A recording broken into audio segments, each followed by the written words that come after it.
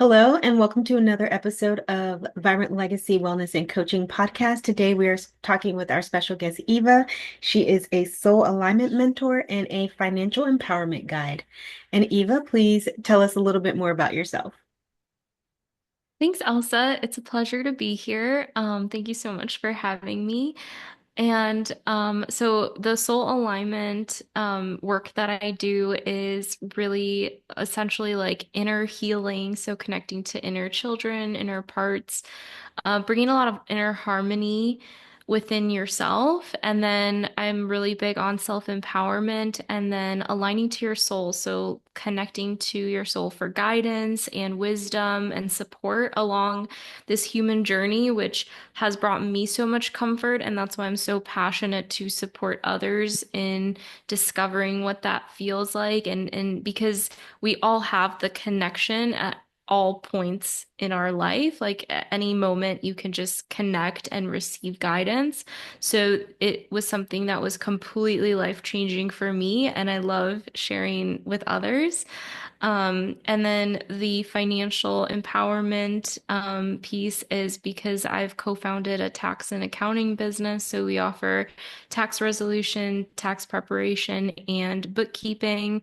And that's more of my like earthly skills that I've gained. I went to school for accounting and have a master's in it.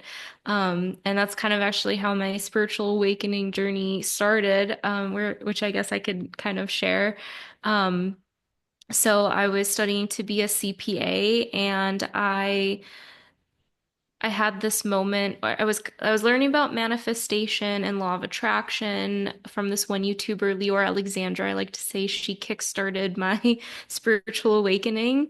And I was so fascinated by this concept of how she was able to just be a YouTuber and that was her job. And she got paid for it and she got to support people and give advice and share her journey and that just really spoke to me because it was this role model of you can do it your unique way. Like you could find a way that works for you, that feels aligned for you.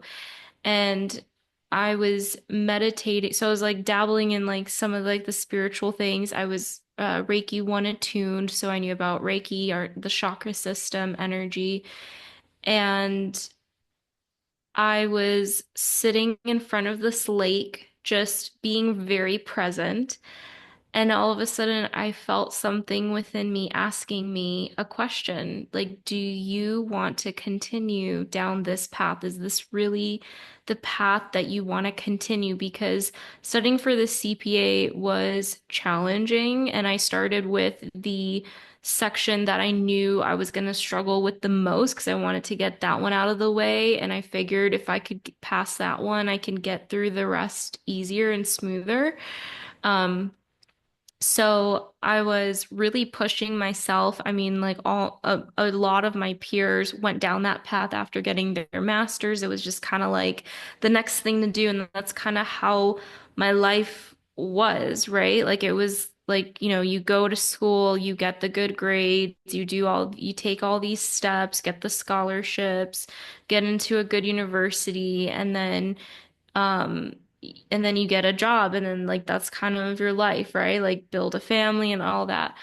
And I could feel within myself that there was like something else I was wanting.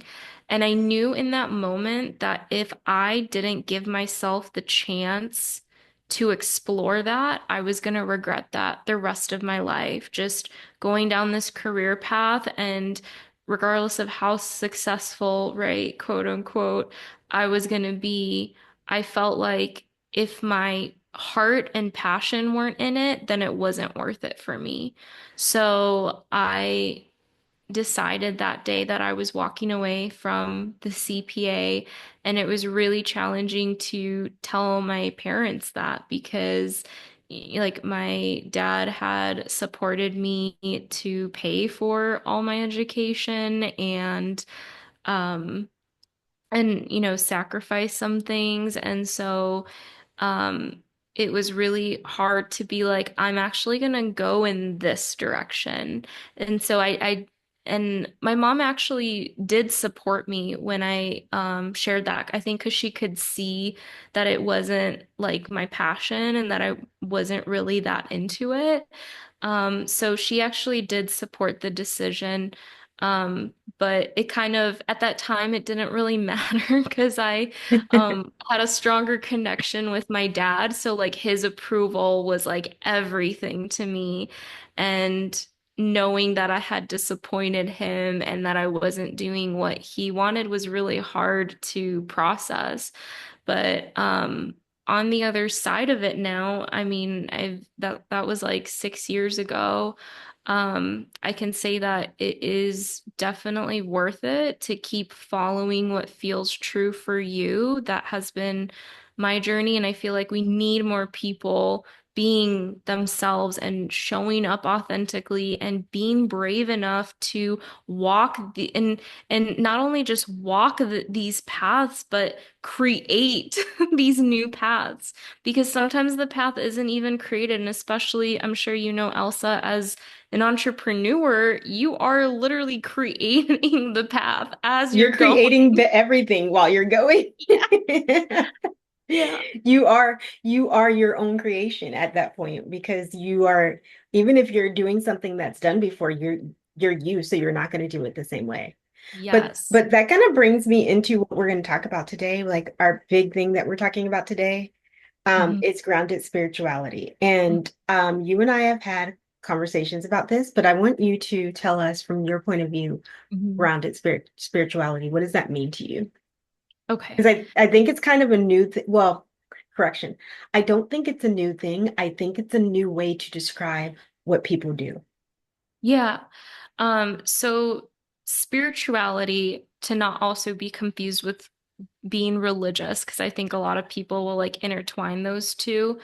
To me, spirituality is your connection with God, source, universe, spirit, whatever you call that higher power, not higher in like a superior sense, but just, like the creator, like that energy that is present if you believe in that. And so for me, like that is a very personal relationship that we have.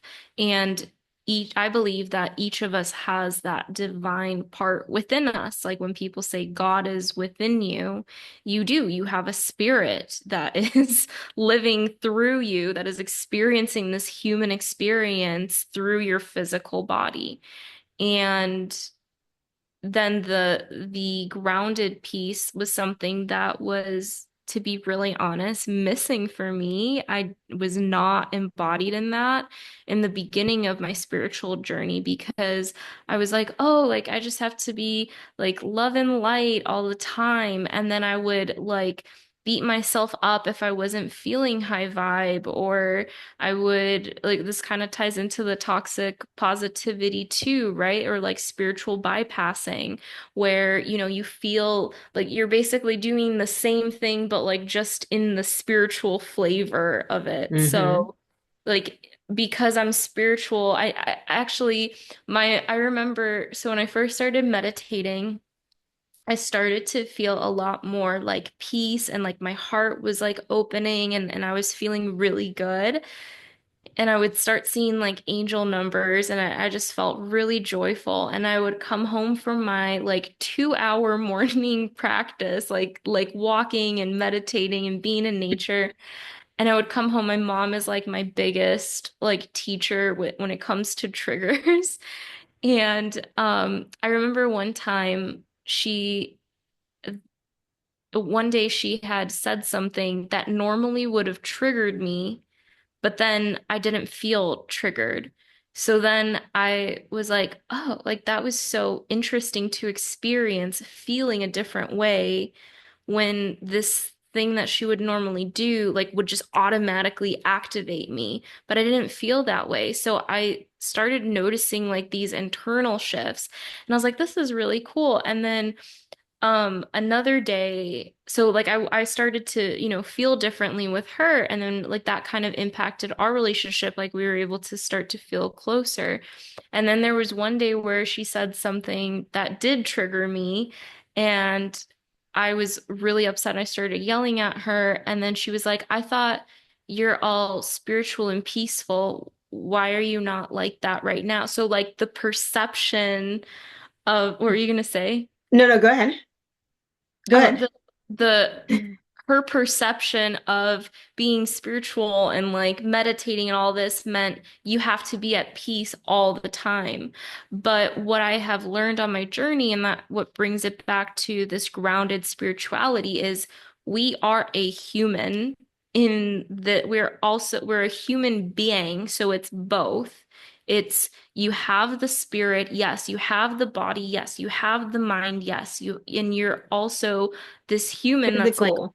all of it. You have the Yes. physical part, and there's going to be moments where things don't go well. There's going to be moments where you make mistakes, but just having the grace with yourself and recognizing that it's not going to be perfect, but knowing that it's like for me, grounded spirituality, I would say, is like infusing the divine and the spirit and the sacredness of that into my daily life. Like, how can I treat life as a ceremony, but also like honor my human part? Because there's also sometimes I've witnessed people in like the spiritual side, and I've done this to myself where it's almost like it's not okay to be human, or like there's a Or lot get of, angry or yeah, any of that. Like you have to like how many times have you heard this? Oh, if you're spiritual, if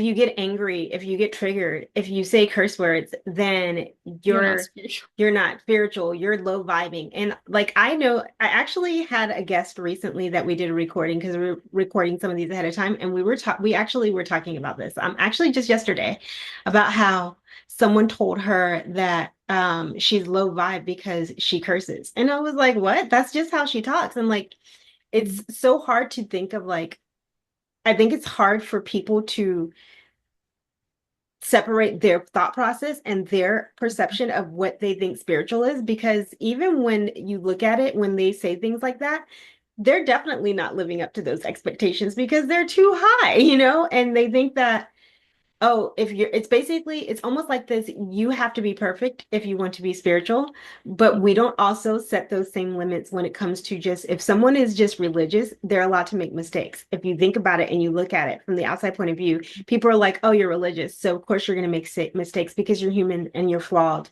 and Mhm. whatever. But when it's almost like switching that word to spiritual and seeing it from that perspective, people are like, you're spiritual, you have to be perfect. And it's Mhm. just this weird energy of like you're Mhm. low vibing because you're not doing this and it's unrealistic. you know? Mhm.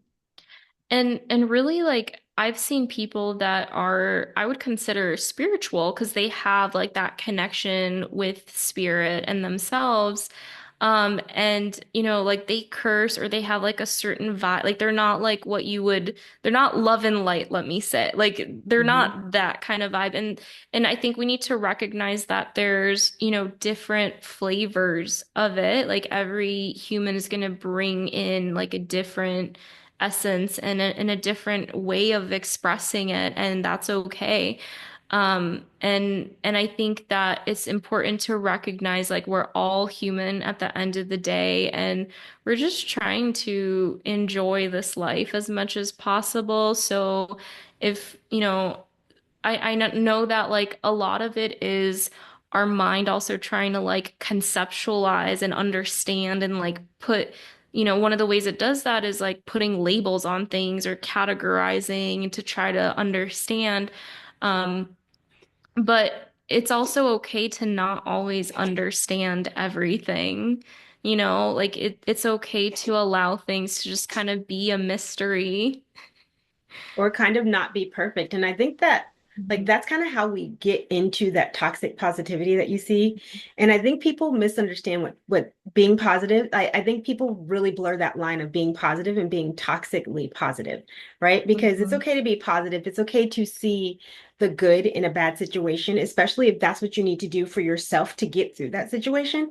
But Mhm. sometimes, especially when you have like people that are in this like you work into the spiritual industry, it's like you put it to sometimes there's like this way that it's pushed to a point where there's no negativity allowed, there's no Mhm. grace allowed, and that is when it becomes toxic positivity, because it is goes hand in hand with those unrealistic expectations of you have to be perfect. And I don't know how many times you've heard this, but I've heard it so many times where you see someone who is supposed to be like a positive person, they're speaking positivity and they make one mistake or they say something, and then everybody wants to cancel them because they're like, they Mhm. said this or they did that. They're supposed to be this positive person. They're supposed to be pushing love and light. Well, just because they're human and they have moments doesn't mean they're not pushing love and light. Just because I'm positive, just because I'm loving, just because I'm doing these things, just because I'm spiritual doesn't mean that you get to treat me however you want to treat me. And I think that that's what happens is people start treating people any way that they want to, and they think that it's okay because you're not going to say anything. I can just abuse you because you're Mhm. love and light, That's and literally that's how I've seen it. I've actually heard someone say, "You're love and light, so you can't say anything when I say something mean to you." And I'm like, "Whoa, don't say that to her." Like I was really shocked because that's that's kind of like this perception that people have. Mhm. Yeah, I think so. One of the modalities that I've explored is gene keys and human design. And I know we've talked a little bit about this. Have you explored gene keys? I have not. I have explored human design before. Okay. So your chakra centers in your human design, um, there are like these little numbers, the gates. Hmm. So there's 64 of those. Those are all the gene keys. And the way that the Richard Rudd is the one who like created and channeled the gene keys. He explains that there's like three frequency levels for each gene key. So there's a shadow frequency, a gift frequency, which is it's the same energy, it's just up like higher frequency. So it's like an elevated way to look at it, right? Like it's a different perspective. So I love to reference the gene keys when we talk about this kind of stuff because it really puts into perspective like the same human, first off, we have all the chart. So you have like the shadow and you have the shadow and the gift available to you at any point in time. It's like what you're gonna choose and where your energy's at. And so it's not like this. I think like what you're talking about, the thing is people are so quick to be like, well, that's bad and that's good. But there's so much gray, especially when you're talking about a human being. So recognizing that we have all the chart and we're gonna have moments where we don't feel well or some like we just have an off day and that's okay. But, giving ourselves that grace and compassion, I think for me, what I've learned is the more I was able to give myself grace and compassion, the more I was able to give it to others because then it was like, oh, I see you. Like I worked through a similar part that felt impatient or uncomfortable or shameful. And then when you see it in another human, you're like, oh, you recognize it. And so then you can have that deeper compassion toward them because you yourself have worked with that within you. And so like how that feels, and that it's not that it doesn't make that person just that part of them. Like, you know what I mean? Yes, and I think it also comes back to like when we talk about grounded spirituality, I think it's also about being in awareness because like when you first start off, like especially when you first start off on a spiritual journey or a spiritual awakening, it's almost like you're floating all the time. You're just above the surface, right? Like you're just above the earth. And like you live in that state. And it feels like, especially when you start feeling like you're vibrating at a higher frequency, that's your new normal, but it doesn't feel like your Mhm. new normal because it was so different from before. And we get stuck in this, I want to say like almost awareness of lack of awareness. You know what I mean? Like we're not aware of our physical being. We're not paying attention to the here and now. We're not in the present moment. We're always living in this floaty Hmm. level and we don't bring ourselves back down. We don't ground ourselves. We're not being aware of the present. And I think that all goes back to what you were saying is like because we're living when you're living in perfection or you're living in these thoughts and these ideas, you're not living in the present moment. You're not being in the physical state. You're being in the spiritual and emotional and mental state, which is not, it's just a different frequency, you know? Hmm. Yeah, and I think spirituality can be used just as anything to kind of escape, right? Like what you were talking about, escaping the present moment. But every spiritual teacher that I have listened to always talks about how all you have is right here, right now, this present moment. And actually, when this past year, I started to get into like really deep trance states while I was meditating. So, and I also wasn't really like meditating before. Like I would do more like journaling and I would like do guided meditations, but I wouldn't just like sit with myself and just like be. And this past year, that has been like really beautiful to experience. I started getting so much more comfortable in my presence and just being still. And I think that sometimes when we have these like experiences spiritually, we like experience this like euphoria or whatever from the experience, whether it's like breath work or like some kind of like journey. Um, you want to kind of stay in that all the time because because you feel good, like you were saying, you just feel good and you want to stay in that, but knowing that you have the option to do that and you're also going to experience like this whole like roller coaster of emotions.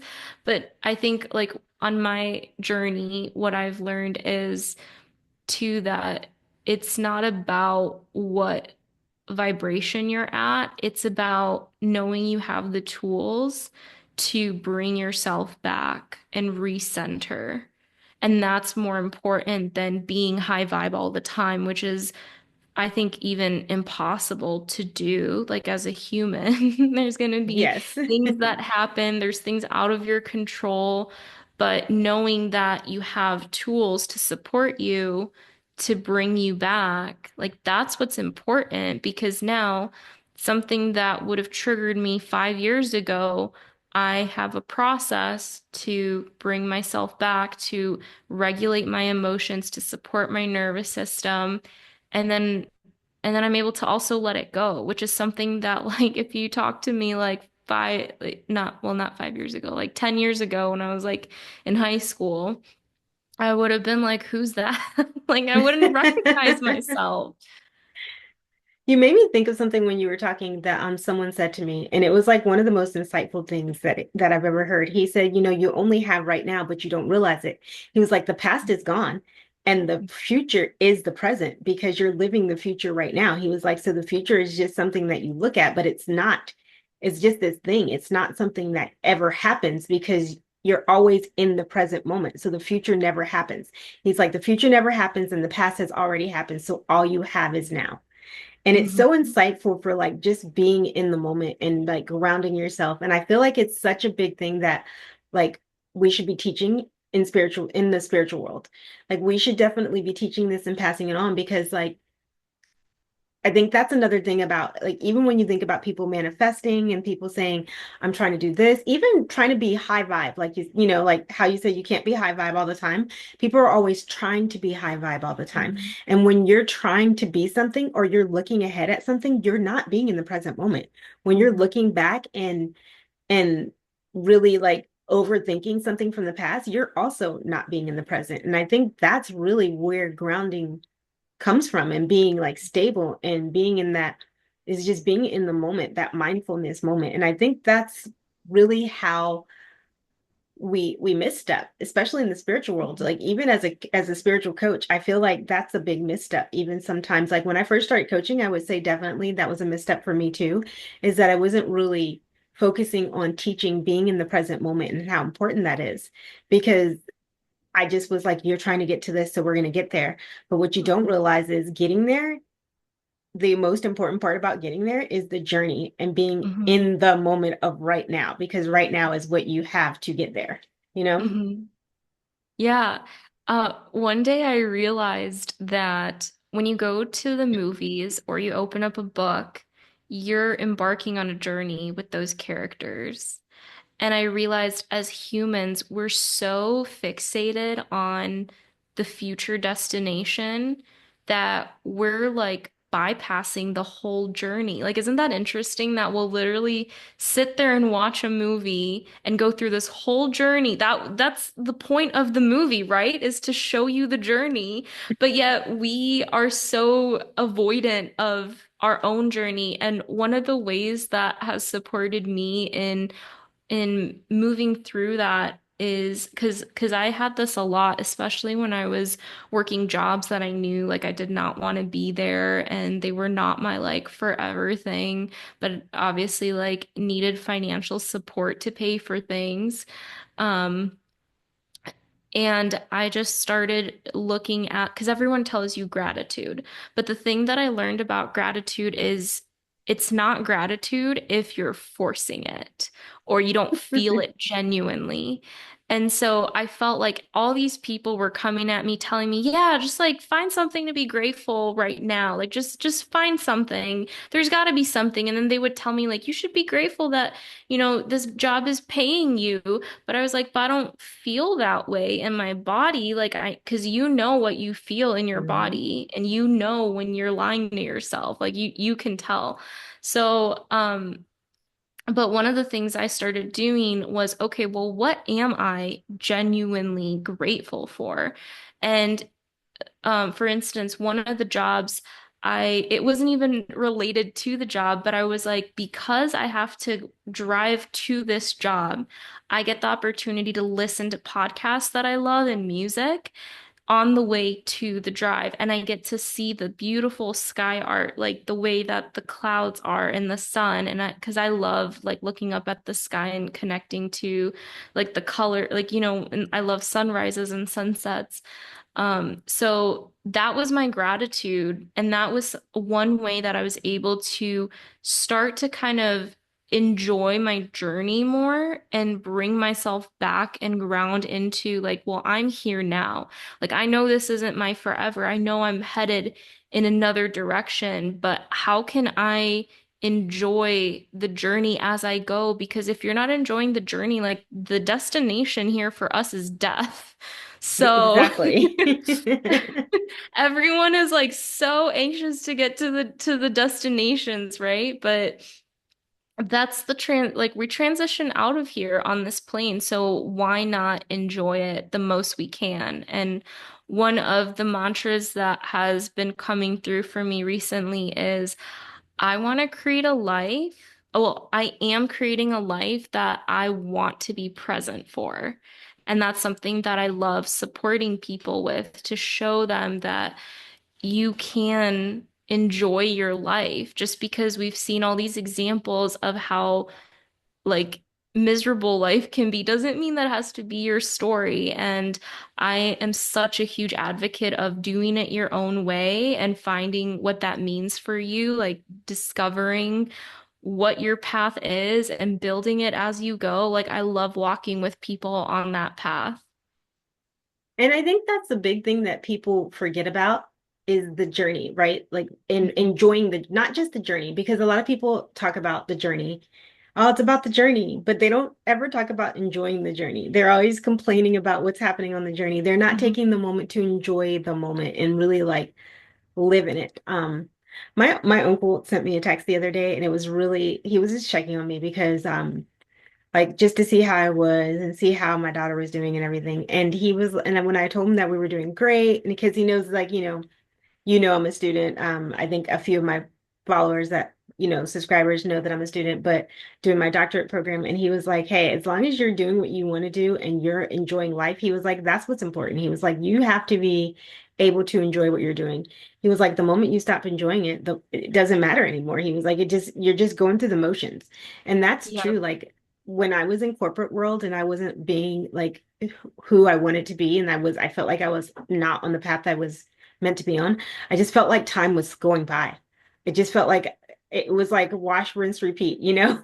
You're just doing Hmm. the same thing over and over again, but there's nothing enjoyable. Even like think about when you were corporate and you were just counting down for the weekend. So you're only living for the weekend. You're not Hmm. enjoying anything in between because you don't find anything in between enjoyable. So what are you doing? Like if that's what Hmm. you're doing, what are you doing with your life? Because that's not a way to live. You're just Hmm. fast forwarding to, like you said, to death. So why are we fast forwarding to this place that and missing all of the experiences that we're supposed to be getting along the way? Because that's what life is. It's about the experiences. What did you learn? Who did you help? How did you make a difference? How did you impact lives? How did people impact your life? And we just want to skip all of that and just say, I got the house and the car and the dream life, but how did you get there? Hmm. You know? Yeah. And in the journey, you become that person who you need to be in order to live the life that you're dreaming of. And one of the things that I love supporting people with because it's just like so close to my heart is when people feel like their dreams are like so distant because I've been there so many times where you just feel like, oh, well, like that's never gonna happen. Like I can't tell you how many times I've had conversations with coworkers where it's like, what do you want to do? Because I could tell like they're not happy where they're at. They're showing up, like you said, on autopilot and then they'll tell me their dream and then I ask them, "Well, why aren't you doing that? Like what's stopping you?"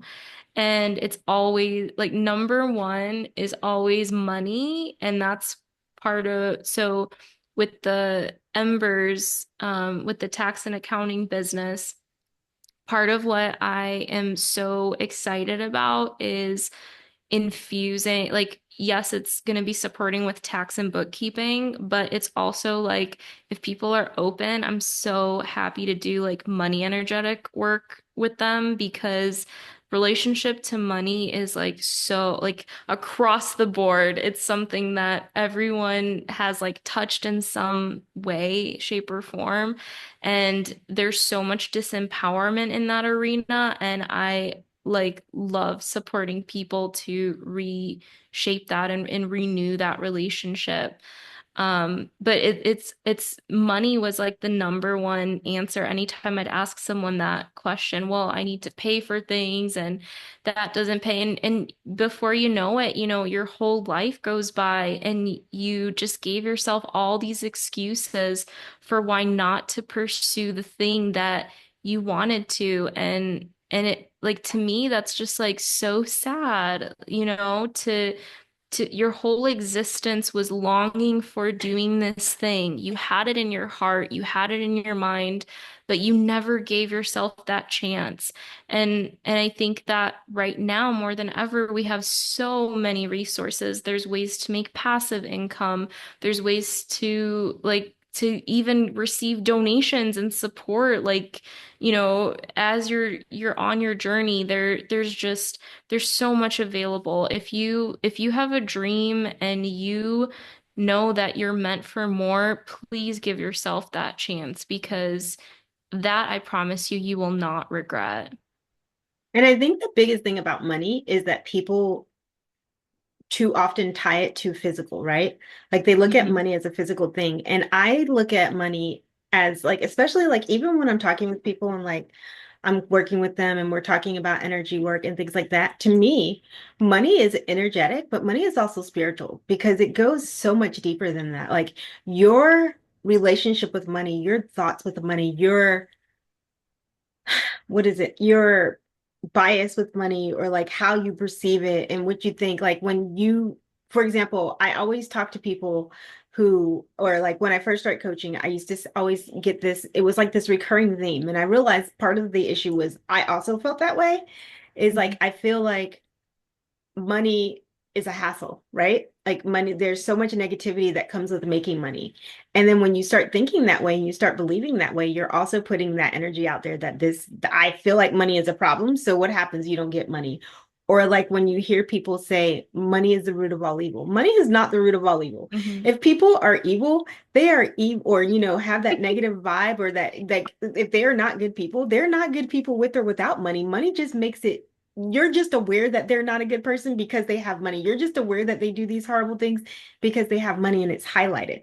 They're, even if they were completely broke, they would still be that person. They just would have a little Hmm. less power to be that person. And that's all it is. And I think, Yeah. when you start detaching those attachments from it, like we have these attachments, when you start detaching things and you start removing those thoughts about money, I think it becomes a lot easier to see that money is an energetic exchange. I give Hmm. you something, you get money. You give me something, I give you money. You Hmm. do something, money comes to you, and then you exchange money for goods or services or energy because you're giving people your energy, your time, your attention. It's just energy, but we want to make it physical, and that's where the disconnect comes in. And that's like we Hmm. and I think we do that not just with money, with everything in life. We always want to just make it so simple of it's this or that. It's physical or it's spiritual or it's emotional or it's mental. But it's not. It's everything. Just like we are everything, you know? Hmm. Yeah, I really love the book Happy Money by Ken Honda. I don't know if you've ever come across it, but he's from Japan and he talks about how money is energy and kind of what I loved about his book is that it inspired me to have a more playful relationship with money. And I think that anytime we start to get too serious, even in like life in general, when you're able to like bring more playfulness into it, then that kind of really helps shift the whole energy. Because nature, like children and animals, like you'll see, like they're playful in nature. Like that's how spirit is. Um, Oh my gosh, I'm sorry if you can hear my dog. He's like That's okay. playing with all his stuff. I should have taken the bone away so it wouldn't be so He just loud. wants your attention. He's like, come on, you've been over there for a while. Um, but yeah, and I think too, like also money can come in different forms. Like it doesn't have to also be like a person handing you the money. It could be a discount that you just received, or a gift that someone gave you. Like even if you don't want the gift, then you can now sell it so you can receive money. There's so many ways to receive. I think that it's like a mindset of knowing that there's an abundance and that it's not limited. I think that's what we like were taught growing up. Like money doesn't grow on trees. And now it's like, oh, there's actually more than enough. And I can create, like I actually have like a role in receiving and creating that for myself. And there's something that's really empowering about that. And it's really funny that we say that. I stopped saying that after I had a daughter because she's super literal. And I remember one time she must have been like 2 or 3. And I was like, she asked me for something and I said no. I was like, money doesn't grow on trees. And she, again, she's super literal. And she goes, it literally is made from trees. I was like, you know what? But even though she was, trying to prove her point and get what she wanted, it kind of switched my thought process because I was like, why do we say that? Because it really is Hmm. literally like, where does paper come from, you know? And Hmm. I started really thinking about how I view money. That actually made me view money differently, and I stopped thinking about money as money and started thinking about it as part of my abundance. And when I view abundance, I don't view it just as money because just as you said, money comes to you different ways. I also feel like abundance comes to you different ways because you can be abundant and not have money and you can still be happy. Abundance comes in love, it comes in friendships, it comes in experiences, and I feel like money is the same way. Like I don't like to just attach money to money. Yes, we need money to survive, we need to pay our bills, we need to pay for things, and we need people need to like just live, you know? But if we just see it that way, if we continue to just see it as it's just for this, then that's all we're going to get it for. But like when you start seeing money on the bigger spectrum of life with abundance and with the energy attachment, I think it just changes how we view things, changes who we are. And I feel like that's just in general, that goes back along with that whole journey thing. Like how we view things. It's all about, I think, living a spiritual life. I think it's all about your experiences and your journey. Like we are, excuse me, I feel like we're human. We're actually, I know people are always like, we're humans having a spiritual experience. I feel like we're spiritual beings having a human experience, you know? Like this is just one part of who we are on the big spectrum. We may not remember what was before, we may not have insight for what's after, but this is just a part of our spiritual journey in existence. Hmm. Yeah, you're here now, and so you might as well enjoy that and see what that has to offer you. And I think if anyone's listening who feels like there's more for them, like that's celebrate that because that's an invitation that there's something calling you, kind of like have you seen the movie Moana? Like she felt that like internal calling for something more, like to go and explore. And then she was able to kind of create this new role for herself versus the path that she was like headed. And when it comes to money, there was something else that I was gonna say as you were speaking. The gratitude piece is definitely something that's really important. Like from that book, Happy Money, I got into this habit of after paying for groceries or for food or for whatever, I would then like take a moment and say thank you, money, for being a resource to support me to get this, whatever it was I bought. Usually it was like always food and groceries. And then we would do it together with my boyfriend. And that was like a fun, like little like moment that we would take. It just be like, thank you so much. And we love to like support like local places. So we would then also think about like this money it's not just like about the physical money, like exchanging hands. It's about like now this money went into this local business and is able to then support this person and their family to have resources to be able to also enjoy food and experiences in life. And so I think that recognizing it's more than just about that transaction, like when we think about it, and also like what you were speaking on earlier, money is an amplifier. If you are someone who wants to do good in the world, who wants to make an impact, receiving more money is going to support that mission. It's whatever the person is choosing in the moment that's going to be amplified by receiving more money. Someone, Kathy Heller, I think, she likes to say this. You can find someone who is poor, who is happy. You can find someone who is poor, who is unhappy. And then you can find someone who is rich and unhappy and rich and happy.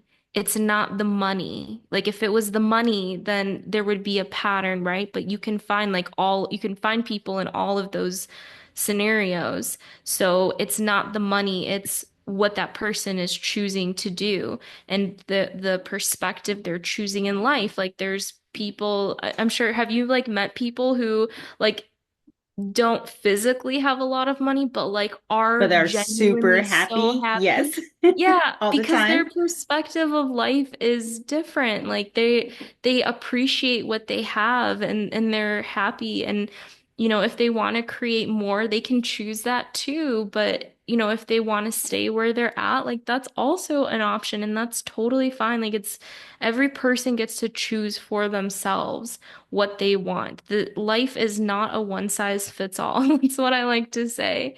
Because But we you like to talk about it like it is, but it's not.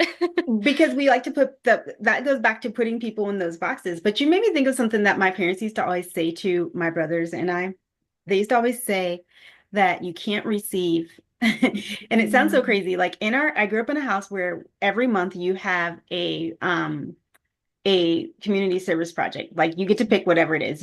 But it's a requirement in our house. Like from since I can remember, it was always a requirement. And my parents used to always say you have to be able to give back because if you have your hand, like they're like, if you're not giving, you're not receiving, right? And they used to say the same thing with money. If you're holding on to money and you're not giving back anything and you have your hand closed, when Mhm. your hand is closed, you can't receive. So you have to open your hand to receive and give. So my parents very much had this idea with money that it flows in and out and that it's supposed to flow in and out and that you're not supposed to hold on to it tightly. Are you supposed to save and do all those things? Yes, but you're not supposed to hold on to it so tightly that you don't have space to receive. And that's Mhm. just the way that when I was younger, I didn't really get it. I didn't really get it until I got older and I'm like, oh, and now I kind of teach my daughter, the same thing. And it's kind of funny because people are like, what did you say to her? I'm like, listen, I don't know what she's going to do with the money when she dies, but it's just going to be here. So she needs to, you need to prepare for the future and plan for the future and put money aside. But don't sit here and say you can only spend $5 and not enjoy your coffee. Every now and then buy a coffee, not maybe every day, but every now and then buy yourself a coffee. So. Yeah, I think that this also touches on like a bigger question of what quality of life do people want to live? And are you living the quality of life that you actually want? Or is there something more that you're feeling called to create for yourself? But I love that you were taught these principles as a young girl because then that was the foundation that supported you to now be able to live in like it's like kind of like second nature probably to you. Like it's just like so automatic. Like you don't even think about it, you know? I think that you still pick up habits. I have picked up habits of that lack mindset, but mostly Mm. I think my my baby brother has it the most. He's like, whatever, he was like, whatever I spend is gonna come back to me anyway. I'm like, really? He's like, yeah, tomorrow, watch. And then that's his thought process. He's like, if I spend $100 today, tomorrow I'm gonna get $200. And I would say normally that's literally how it happens for him. He's like, Wow. he'll just be like, look, I found $200. Where? In my pocket. Like, where did it come from? I don't know, but it's here. That's just it. And I would say my daughter very much so has that thought process. So but sometimes, I do have that fear. But no, my Mhm. brother and my kid, nope. Literally, my daughter's like, She's like, if you spend $500 today, tomorrow you're gonna get 1,000. I'm like, what? She's like, just watch. But That's I so think that's how beautiful. we should all be about money, be with money. It's hard, but I feel like, that's how we Mhm. should be. Yeah, I think because we look through the at the world through our eyes, so the physical things are kind of like the evidence, right?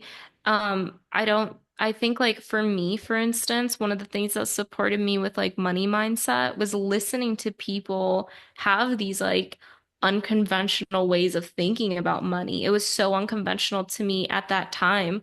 But the more I listened, the more I was like, oh, like I think that like I like that. Like that actually makes sense. And so I think that being aware of like what we're consuming and what we're conditioning ourselves with is really important because then that supports us to be able to choose like new things for ourselves, right? I think so too. I think we are coming up to the end of our show today, though. Thank you so much for joining me today and sharing all of your thoughts and insights. And I'm so sure that we will see you again in the future. But do you want to leave the audience with any last words? Hmm. Thank you, Elsa. I would say if there's only one message I could say to every single human, it would be just be yourself and just live your best life. Like, choose to live your best life because that's all you can do. And it's okay if no one else gets it because it's your dream for a reason. You have the codes and you were designed to live in that way and pursue that. So trust that, trust yourself. Thank you. And if anyone wants to get in touch with Eva, I will have all of her contact information. Um, in the description. If you can't figure out how to reach her, reach out to me and I will make sure the two of you get connected. Thank you again, Eva, for joining us. Thank you for sharing all of your amazing insights. Thank you everyone else for joining us in another episode. And remember that true wellness isn't just about the body, it's about nurturing your body, mind, heart, and spirit.